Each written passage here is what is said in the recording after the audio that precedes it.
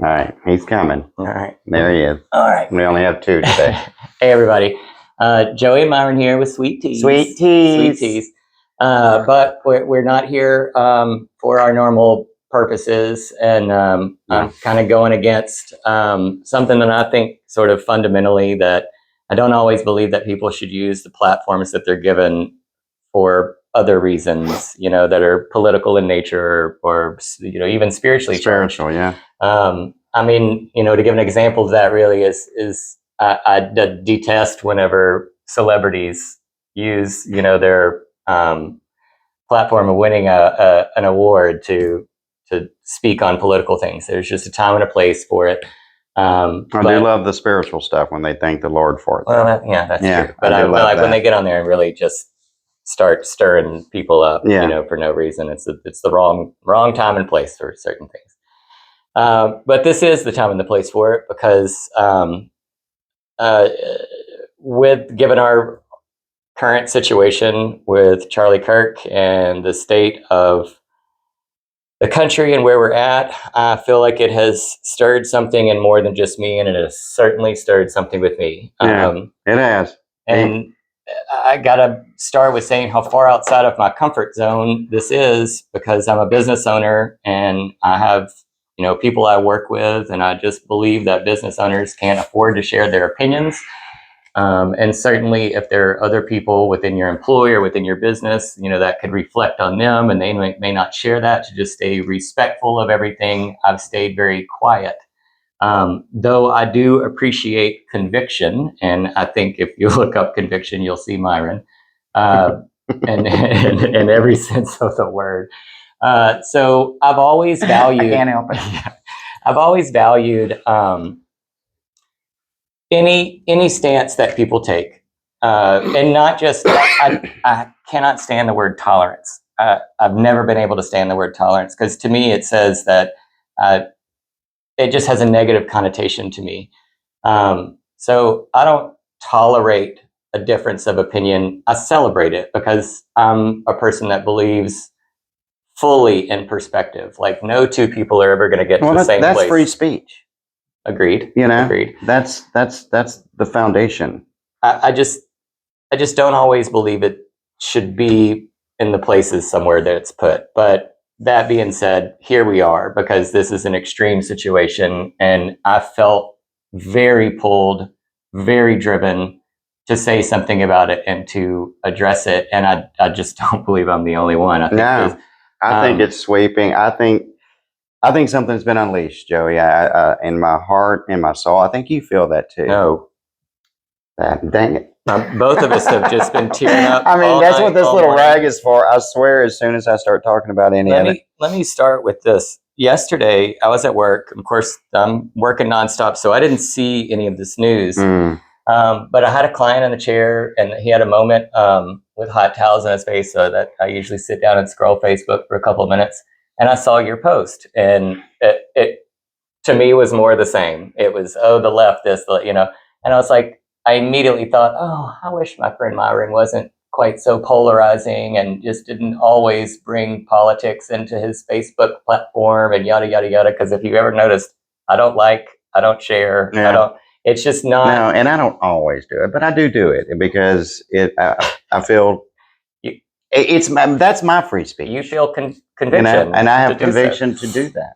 And I never see it as something negative. It's just not something I would necessarily do. It's not in your comfort zone. And this is, immediately when I talked to Myron this morning, and I said, I think we need to address this. I think we need to use our Sweet Teas platform that we have had so much fun with. It's just an absolute blast to do. To address this, and maybe just to create a conversation based around inclusivity and kindness, and instead of creating more polarization, to create some sort of celebration of difference, because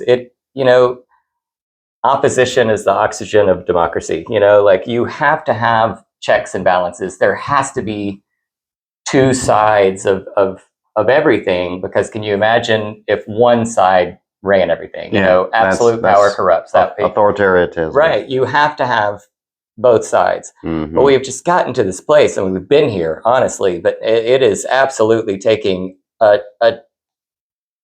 horrific turn. And I'm going to pull up. Last night, I was trying to explain to Myron. Yeah, he couldn't find the right way words. I was feeling, and I absolutely could not find the right word. The closest word that I could find was fear. And I said, this has instilled some sort of fear. And I was like, and I don't even know what exactly. I'm reading Joey's text, and he said, I don't know what's stirring inside of me. It's scary. I don't want to put words in your mouth, but it's scary or something like that. He said the closest thing I can to describe it is fear. And just immediately in my mind, which I do have a rather extensive vocabulary, but I don't use this word hardly ever, but reverence just crossed in front of my mind. I was like, maybe reverence, like, because I hadn't even looked it up, right? The thing, and then I Googled it after that. And after I Googled it, I mean, it just it nailed it. It was immediate. It was immediate, and fear is a negative emotion of dread, anxiety, or terror caused by a perceived threat, often leading to a desire to escape or avoid the source of the fear. Reverence, in contrast, is a positive emotion of deep respect, awe, and profound admiration for someone or something, characterized by a desire to draw near and honor it. While fear typically pushes one away, reverence invites one to draw closer and observe respectfully. I mean, it's beautiful. It is. It's absolutely beautiful. And so reverence is our token word for this video. I mean, it's the subtitle reverence. It's the best way to # describe reference. it. Right. And then, so I had an exchange with a friend of mine that I just reached out to her and I said, I don't know what this has stirred in me, but I am so upset. And she immediately told me, like, her husband was like almost picking at her, saying that it was like weird that she was so affected by this. Myron had an exchange last night that was even more profound. 4 hours. I mean, of it stirring something up in somebody. A friend of mine came over. Yeah, with a really, really positive effect. So that's a wonderful, a wonderful outlook on it. But my goodness, I mean, they have created a martyr in Charlie. Oh, 100%. And I think that is going to be a beautiful part of his legacy. And unfortunately, lasting. I'm so sad for his wife and his kids, and I'm so sad for those people that witnessed that. I mean, I just like watching that video. I watched it over and over and over, and I don't know why I was so drawn to watch it repeatedly. Because we're trained to violence. I mean, we see violence in everything. Everything. Horrific. Our movies. And that poor gentleman behind him, that like Charlie's throat kept him from being shot. And I mean, just the way that he reacted to it, that I kept drawing into that. I don't know why, but anyway. We're going to be using our napkins a lot during this. I can go ahead and tell you. I say all that to say some other things, like I would say, and another reason I keep my mouth shut is that I would say probably 85% of my friends, coworkers, the company that I work for outside of my barbershop, all wildly hyper liberal. I mean, I spent, and they are my family. I mean, they are, I absolutely adore them. I keep my mouth shut because we don't always line up, but we're not always not lined up either. But either way, I just keep my mouth shut. And because I never want to upset anybody, I never want to offend anyone. And I used to be really vocal. And then when I bought that building downtown, and it was such a climate it was a different political climate when I was working downtown. Oh, totally different. Yeah, and 2015 was totally different. And I bought it in 14, and I opened my business in 15 there. And that shifted everything. That shifted everything in the way that I approached politics, religion, all that. Like in my 20s and early 30s, I was super vocal, didn't care who I pissed off. But then when I expanded my business and realized that I had other people that I was responsible for, then that really shifted the way that I took a look at that. And then, all of my friends in New Orleans, beautiful people, very, very liberal people. And when we have discussions, it changes. It changes my perspective, and that's a wonderful thing. Like, I reached out to them after we had this really long conversation, and there was 9 of us, 8 and me, all couples, and I kept my mouth closed. and they were all talking politics, and I was just looked into my phone, and one of them said, you're just not engaged in this conversation. And his partner actually, I never looked up, and he said, no, I think he's hearing every word. He just, is choosing. And I just tapped on my nose. I was like, that's it right there. And I said, I'm keep reading right here. I'm scared if I interject anything, about my experiences or anything like that I might get browbeat. Or opinion or beliefs. Yeah. And because it happened that way, and we opened up the conversation, it was one of the most powerful and beautiful conversations of opposing opinions.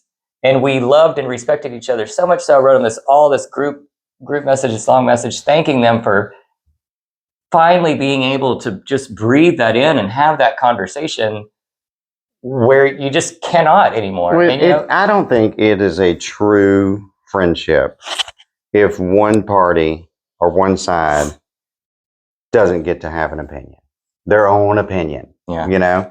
You're not, and I want to circle this back around to Charlie Kirk and what I think has happened, once we get off this immediate thing. But unless everybody's open to an exchange of ideas and stuff. And look, it can piss you off. It irritates the ever-loving Shiite Muslim out of me when I hear these people denouncing and mocking and scoffing at my faith. They don't do it to Muslims. They don't do it to Islamic people. They don't do it to Buddhists. Christianity does take a hit. Christianity is the only faith that you are allowed to openly mock. And do you know why? No. Because it's the only real one. The other ones don't matter. Now, see that they don't. But that comment right there, like, I don't agree with you on that point. Because that's Christianity. But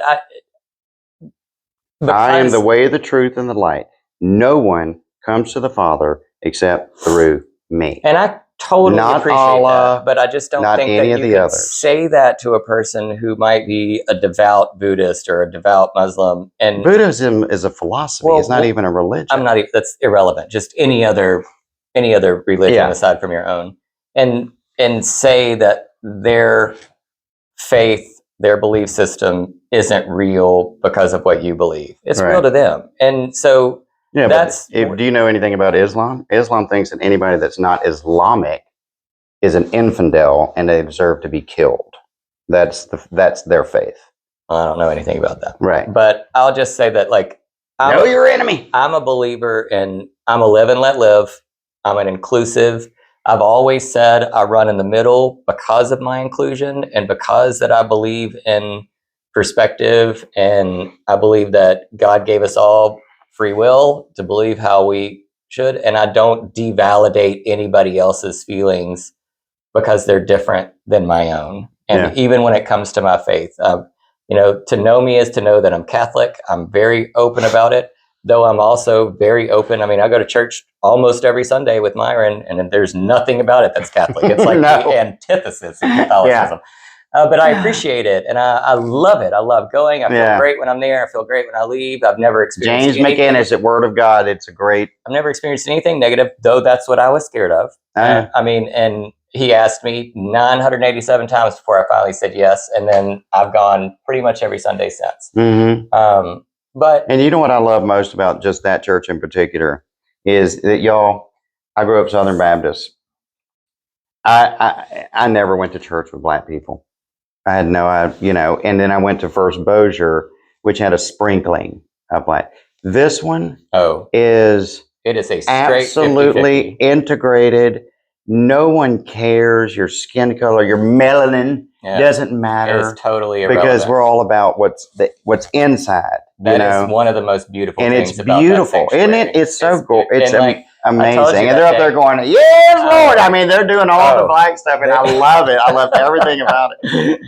And we say that in the most loving way. Oh, my gosh. The black man that used to sit up there and do this, he was so sweet. He was like, favorite. Yes, sure. Yeah, he did that. He did it all during the thing. He just felt it the whole time. Yeah. But it was so sweet that day that I said that right in front of me was this, it was all combined, was beautiful. It was a mom and her daughter, and they were both black, and then a dad and his daughter, and they were both white. and the two girls were sitting right next to each other, and you could tell they didn't know each other until that moment, friends, right? Yeah. And it was so cute, their little exchanges, and then both of the kids fell asleep on their prospective parents, and I was like, okay, this is the sweetest thing I've ever seen. This is why I'm here. Yeah. Like this inclusion, and it's beautiful. And like I don't want to get away from the topic, but I do want to say we're past that point. We're moving all over the place, and this is what happens. That's back there in the rearview mirror. We're coming back, Charlie. Hold on. But I stopped watching news about 8 to 10 months ago because it was just painful to watch, and I get very upset by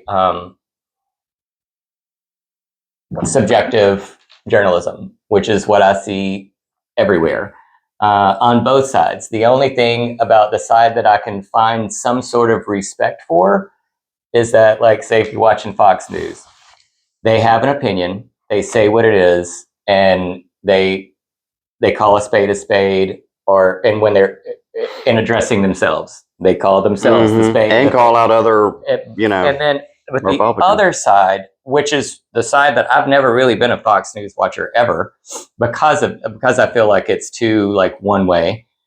And then I like naively thought that the other side was more inclusive, but then I started noticing the way manipulation would happen in it. Like they weren't calling a spade, they were giving information in the slickest, shadiest little way, like spoon feeding information to people. Selective information, yeah. And it was just so irresponsible to me. And I was like, that's not okay. You can't trick people into believing news, something. That's not news, and that's certainly not objective. Certainly not facts. And it's sneaky. And so though the crassness of, everybody to do with Fox, like at least it's not sneaky, like, and it's funny. It's funny. They're lighthearted. They call it out. And, not everything's just doom and gloom. I was upset this morning because immediately I woke up and I thought of Charlie. I thought of his family because he is honestly somebody that I watch pretty much every day. I did too. I mean, pretty much every day. At least 4 or 5 times a week. I mean, same thing with Ben Shapiro. I mean, people that are sharp and quick like that. I mean, they're interesting. Oh my gosh, it's just brilliant, and especially as an autodidact too. I think that's fascinating. A what? An autodidact. You know what that is? I have no idea. Self-taught. Pusillanimous. What does that mean? An autodidact is somebody that's like self-taught, self-read. Like he was a college dropout. Yeah. Right? So Charlie, he taught himself. He and that's why he denounces like big college stuff, because he is an autodidact. You don't have to have that piece of paper to tell you that you're smart or you're capable or to have knowledge. Yeah, and he's very capable. I mean, started that whole movement at 19. 18 or 19. What were you doing when you were 19? Drugs.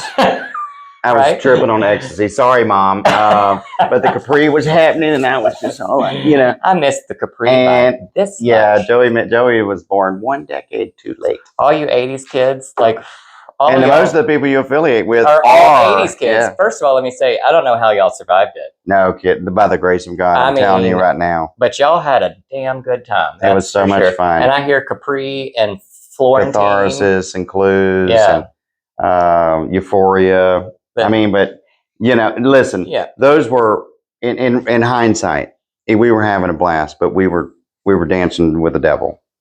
It was dark. We wore all black. We had hair coming down. We were like, outcast to society or whatever. And here I come from some rural, moderately privileged family. Old country kerchief. Yeah, I drove a Lincoln Mark 7 to college, my mom's car, and got out, and I'm like, I'm with the punks and the people, because then I'm just like, I just enjoyed the music. I love that you teapot. And it was, but looking back on it, look, I wouldn't trade any experiences I've had in my life. I wouldn't exchange them for something else. I don't really regret stuff. I regret some stuff that I've said before that was really cutting and mean to people. I would hope so. Mm-hmm. Yeah, I'm sorry about that. If any of you have ever been the recipient of that, I'm so sorry. But I don't regret going through the fire, because that burnishes you and it teaches a perspective. But look, let's circle back to what do you think? Because what do you think happened yesterday? To me, there's that death? A political assassination. No different than Malcolm X or Martin Luther King, like the huge leaders who are also faith-based, 100% and nonviolent for the most part. Nonviolence, right? Yeah. And that stirred something in me, seeing that, witnessing that. First of all, the fact that it's just so right there. I mean, we saw him die on right in front of us. I mean, that was as soon as awful. he slumped. He and slumped. And it was just blood. like, it was horrific. And I immediately thought of those little girls. Like, I've just seen that picture. But they're of him. so young. They're and that is the blessing of youth, is that they're so young that they're gonna look back, and then, my gosh, will they have a wellspring of stuff about their dad, and how proud, and hopefully how proud they'll be. I ain't got a daddy. But I have a great stepfather. So he's a good man. Yeah. He's a good Christian man. He's solid, and I got the sweetest daddy on the world. Yeah, you got good folk. But I think, Joey, that it unleashed. I mean, I was crying yesterday. I don't know Charlie Kirk. Yeah. You know, but I know what Charlie Kirk stood for, and I know it was about truth, free speech, faith, free speech, nonviolence. You know, calling a spade a spade. You know, look, I don't. No one wants to step on anybody's toes intentionally and stuff, but if you've just started believing that there's more than two genders in the last 10 years, you've fallen victim to deception. There's not. There's stuff that is happening right now that is so spiritual, that goes back way back in biblical stuff. You know, pre-flood, all that kind of stuff. And now people are going to mock, you know, like, oh, he believes in the flood. He's, you know. And I'm like, oh, yeah, well, so does science, actually. They're like, a catastrophic event, something like a flood, you know. And I'm like, yeah, it was a flood. That's what happened to them. That's why you don't know what happened to the Mayans. They all got wiped away. I don't know any of this. Oh, that's good stuff, and we ought to have a conversation about that. But, you know, Charlie wasn't condemning anyone. He condemned not individuals. He was condemning movements, right? And it is our job as Christians if we sit back silent and watch sin only grows because good men do nothing. We sit back and we do nothing. It's a powerful statement. I didn't make it up. That's an old statement. That's where I'm a head in the sand fella, certainly as of late, because and you get on to me about that. I encourage you. Yeah, but I mean, it just seemed safer, you know. It is safer to just keep your mouth shut and ride the fence. And there was no, like, I'm not hiding some big agenda. I don't have some big agenda. I'm just a person that just lives and lives and believes in people. We're at 23 minutes. Okay. And believes in people and believes in the right to say the things that you want to say. Yeah. And I like to create that safe space, whether it's my business, my home, anything, right, for anybody to be whoever the hell they want to be, however that, you know, as long as you're not hurting anybody else, let's go. Right. And the older I get, the more experiences I have, the more things I witness.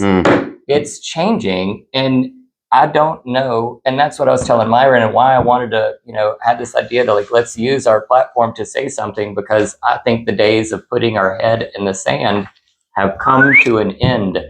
And though I don't want this conversation or any other to become more polarizing, there has got to be some place where we can come together and fight things together instead, like, and fight this violence and fight, you know, and instead of getting caught up in all this bullshit that's not relevant, and fight the fact that you can sit on a rooftop and shoot somebody in the damn throat and still be at large. And where is he? And they say they have his picture, and actually they put out a picture of him.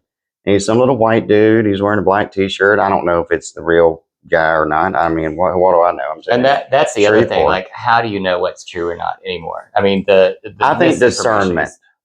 We're giving discernment is a God-given gift that allows you to determine the intentions or the narrative of others as it pertains to your faith. Okay, so have you ever met somebody, just walked to somebody, you're like, hey, how you doing? I'm Joey. And they're like, hey, I'm whatever. And you're kind of like, never, not gonna. And it's immediate. Almost once a day. Yeah. Well, I'm a very empathic person. I get, again, I'm all gut. So it's like, I feel things immediately when I meet people, much like feeling something immediately when I saw something. Well, you know, something's wrong. You know, something's like, and, you know, the folks that are out there, and look, again, you're welcome to your opinion. That's fine. We don't have to accept it, nor do we. No one has to accept your opinion or our opinion or anything like that. We have been given that free will, and we have been given that privilege as Americans to be able to speak our mind. And if everybody spoke in an echo chamber and just kept repeating the same things, you know, all the people that you associate with, I just keep outlining the square. All the people that you affiliate or associate with, or what you watch on the news, is the same old regurgitated, you know, stuff. You're like, I mean, I guess that's the way it is, you know, instead of having your own thought about something and just kind of going, you know what, let me just check into something else. Let me see what the other side says. And you know, and the bigger part about that, and that being okay. You know, it should be absolutely okay. It should be okay. And it should be okay to speak what you want to speak. And I mean, even if there were people that would show up to oppose him, look at the crowds that he pulled in, with whether it was support or opposition. And it was when he first started, because I've been watching Charlie for probably about, I don't know, at least 6 or 7 years. And I remember when he was like real baby faced and kind of chubby, you know, and, you know, I'm like, look at this little dude. But his crowds would be 4/5 opposed, right? Just against him, right? Because he's got to, you know, prove me wrong kind of a thing. And it wasn't until late that I'd noticed that the crowds had become supporters. Completely flipped. Yeah, I mean, always watching him, it was a full crowd of people just going at him. But I mean, that was his shtick, you know, like come up here and let's talk. Let's talk. Let's have a conversation about it. And tell me what you believe and why you believe it and that kind of stuff. And I thought he did it really well when he was at Cambridge. Was important. I mean, was impressive. Like that.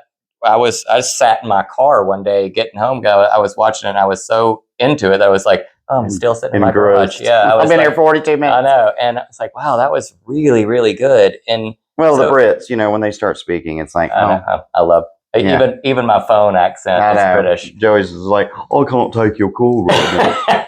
And I'm like, I love I work for a global company, so there's just accents all over the place, and the Brit accent. I love you, Mark.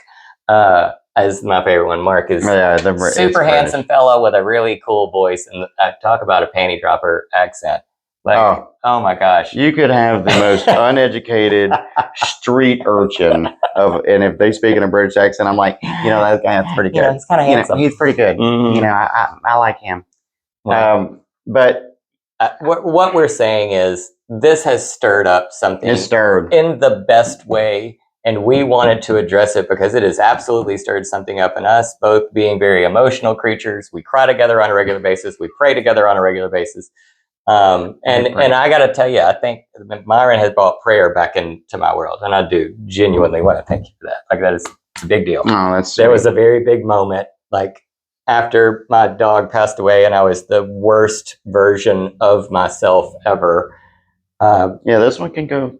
She can go deep down in the hole. I can go down because I isolate and I don't want to. I don't want to encroach on anybody. And you double isolate because you're isolated out. And I loved farm. Everything about it. Yeah, leave me alone. Leave me alone. I don't need anybody. Myron is like, I'm on my way to your house for chicken. I haven't seen you in 4 years. You know, like, and we sat there for like 5 hours. And the first thing we did was cry. First thing we did was cry, and then prayed in my kitchen. And he said, "Do you think God is punishing you?"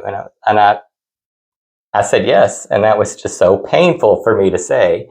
And then immediately you just dismissed it so much, and then we prayed together immediately right there, and that changed everything about my spiritual self in that moment. So thank you. And that's a real tear rolling down my cheek. They're just perpetual. Genuinely shifted the fabric of who I am, and I think moments like this, are unfortunately made to shift our fabric. There is something wrong.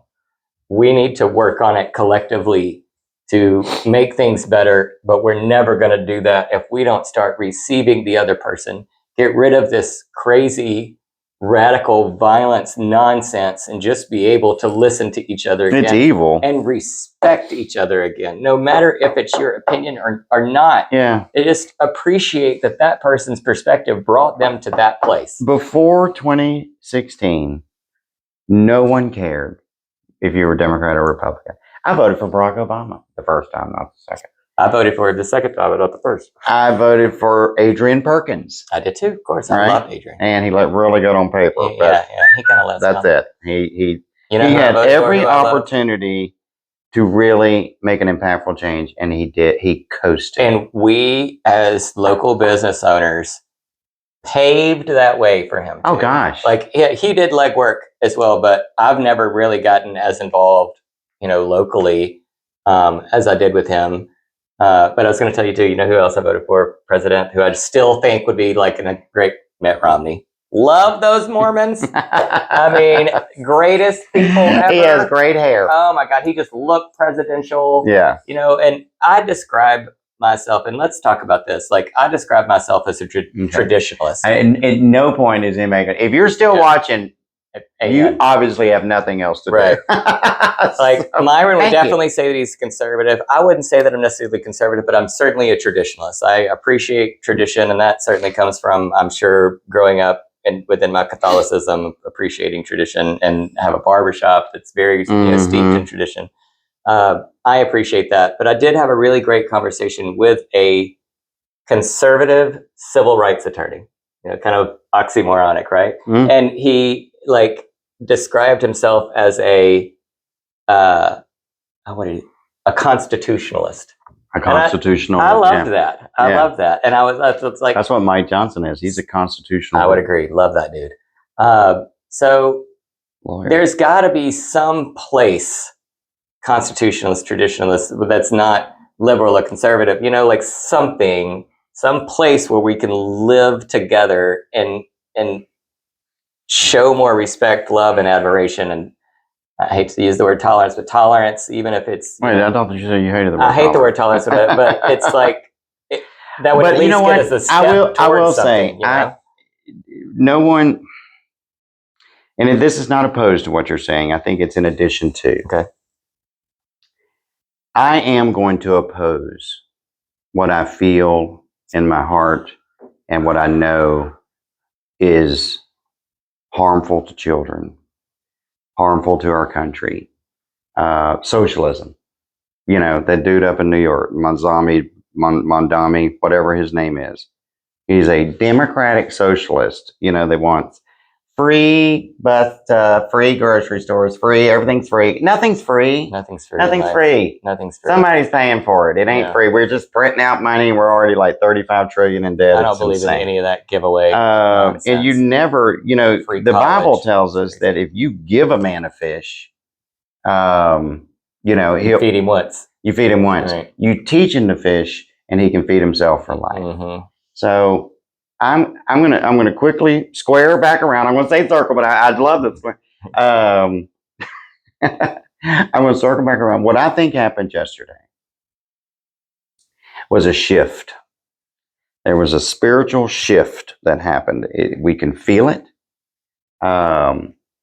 Yeah, I don't think. I mean, and it happened one way or the other. You either kind of felt it, or you were like dismissive of it, and you're like, well, he was out spreading hate and all that. He ain't never said one thing that was hateful. It was accurate, and it was truth, and it was factual, and that's a bitter pill for people to swallow, us included, myself included. I've been told many times that Myron, you're too blank, blank, blank. I mean, it was a laundry list, and I'm like, oh, well, okay. About people that love you. Yeah, and it was always by people that love me. They're like, I just need a little break. And I'm like, I'm so sorry, And breaks for Myron are very normal. I know that I'm a lot. I get it.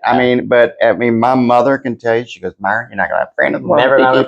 But I think that's what's the beauty of our friendship, too, because I'm the exact opposite of that. I'm like, everybody in, it's just... But I think that's what complements each other. Like, I think we bring out better in each other because of that.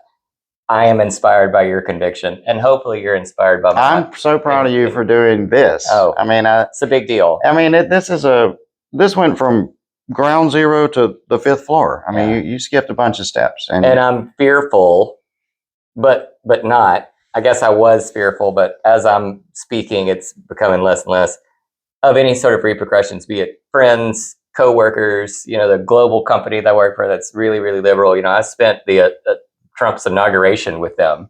That was interesting. we hate it. And the word Nazi came up. And Oh, it's that's so not. Come on, it's just silly. That's not appropriate. No matter which side you're on, and it's. But I agree with you. I think everybody can feel it. There's a volatility and a shift in spirituality, and hopefully this will create an even more than what he was trying to create within his legacy, an even bigger and more beautiful legacy left for those of us. Oh, Charlie's legacy was cemented yesterday, and it will. Thinking of that video. It will. I know, but you know what? Listen, I read a statistic one time that by the time a child is like 6, he's seen like 4,000 murders on TV. That's an American child. Or reason why I stopped watching the news. Well, that's not just, that's our entertainment too. I mean, everything is. I mean, John Wick. I think John Wick killed 83 people in one movie. Killed them. Thou shalt not kill. Right. I think it's shifted something spiritually in America and it will be polarizing, and it will. The Bible refers to it as burnishing of gold. Like you put gold or silver into the fire to get all of the particulates that don't need to be in pure silver and pure gold. It melts them out. And I think that's what this is going to do. This is really, I'm not going to say it's like a call to arms, but it is a call to pick up our mantle and proclaim boldly and proudly and unabashedly, where we stand in our beliefs, and our beliefs are just as important as someone's disbelief, right? And if they are able to sit over there on their side, on whoever side it is, and espouse all of their views, Nazi hating dummy, and we're not allowed to say anything because of fear of them then turning that onto us, that's about as unfree speech as I can. And that's exactly where I've been. Yeah. And I mean, stop watching the news, stop talking about it, stop sharing opinion. But burying your head in the sand and ignoring or sidelining or riding the fence or whatever analogy you want to use helps. Well, honestly, it doesn't help the good side. It helps the bad side more than anything. And this is the first time that I would agree with you. I do view this as, this isn't Democrat, Republican, and this isn't liberal versus conservative or black versus white. This is good versus evil. Agreed. And I'm telling you right now, and I know this in Joey's case, but I made a post earlier. I was like, as for me and my house, we're following the Lord. That is the light. And I've done the darkness. I've done it. I did it for 37 years. It no longer interests me. It didn't bring me anything but like kind of angst and desire and lust and all these just simple earthly superficial, fleeting pleasures. Yeah. Because the nanosecond it was over, I was like, all right, what can I do next? Mm-hmm. Let's see what's going on. And you only have to build on that each time and so it only gets worse and worse and worse. Yeah, and to me, I feel like it diminished me every time I did it. And I felt a little bit like, and I've never been the type of person that's always looking for their other part, because that part is within us and within our relationship with God. And, and that's the beauty of my. He fills the holes. That's the beauty of my last year. Mm-hmm. I just feel as complete as pie. And just as content, super content, and have no interest in like doing anything. The old life, the old life seems I mean, y'all, Silly. it seems foreign. It seems silly. The things that I put up on a pedestal as important. And you convince yourself that they are. Oh yeah, yeah. But it's never enough because the next person's always got more, and always got better, and always got this, and always got that. And so you're just constantly trying to compete and stay up. And I'm like, I just don't. It's exhausting. Mm-hmm. And I just got exhausted with it. And I will say this.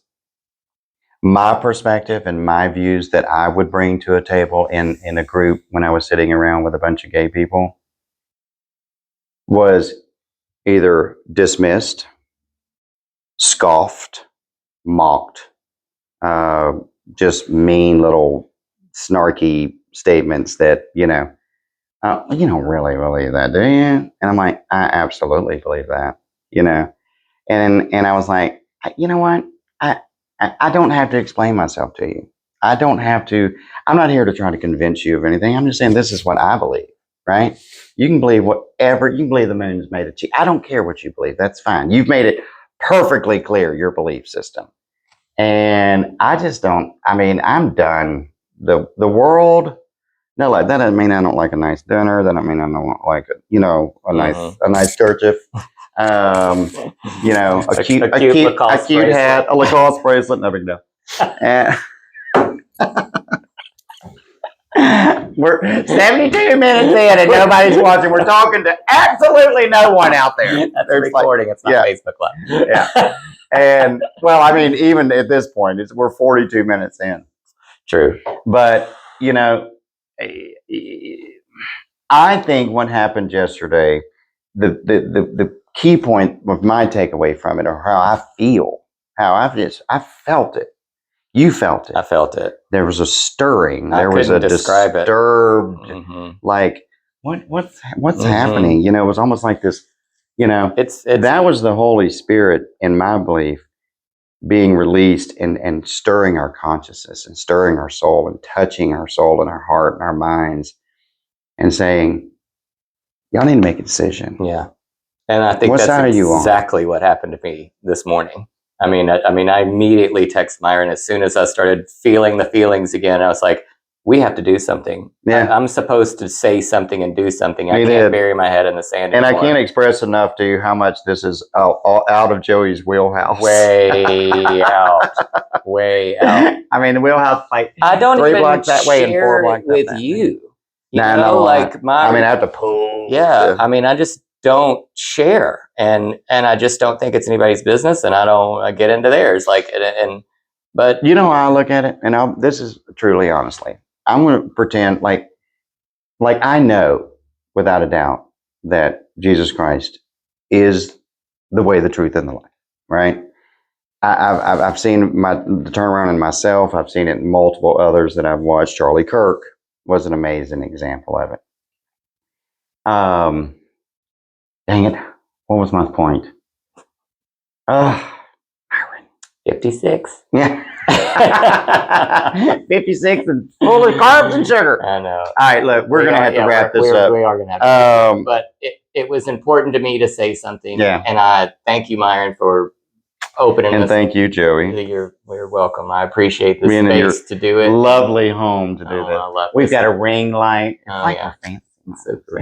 And these fancy mics. Oh yeah, the mics are good. Game changer. Yeah. But and the horizontal. Oh, the Daryl Rabugier. Daryl, thank you for Daryl Rabugier. We are 2 analog, non-tech people. He's yeah. like, if you turn that sideways, it's much better. It's better. Like, oh, yeah, and we're like, but everybody's looking at it on their phone like this. And he goes, well, then you do your phone like this. Yeah. And I'm like, oh, okay. But I wanted to be open enough to say, this is what I believe. This has made me feel this way, so that other people could say, this is making me feel some sort of way, and this is what I believe. And perhaps with this horrific tragedy, some good can be small little trickle ways, starting with the conversation at my dining table might create a larger movement. But well, I think it is. I think it's stirred and we all got to do our part. And our youth needed Charlie Kirk. Yeah.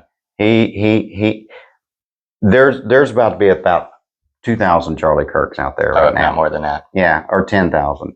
And the person that took him out only created a million more. I mean, and I'm not saying this in any way other than, and I'm not even going to really say it, but I'm going to say his objective, the outcome of his objectives was the opposite of what he thought he was going to do. I'm going to take him out, and he won't be able to spread the word anymore. Therein lies. Well, guess what, Jank? You just 1 million man army. And therein lies the point of evil. I mean, like love conquers evil, and they did the same thing to Jesus.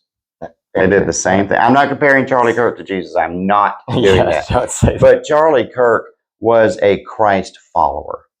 And he was unabashed and he was unashamed. And he was just so good with it. It just flowed like it was just stamped in front of his head. Let's let him be an inspiration to say the things that need to be said. Amen. And spread the love that needs to be spread. And respectfully object when it's time to do so, I'm fine with that. Come together in love. And disrespectfully object when it's time for that. Exactly. But mostly respect. Yeah. So, all right, Joey, good job. I love you, friend. I love you too. And again, thank you for multiple things. You stay here. I'll go turn it off. All right. Entertain them, Joey.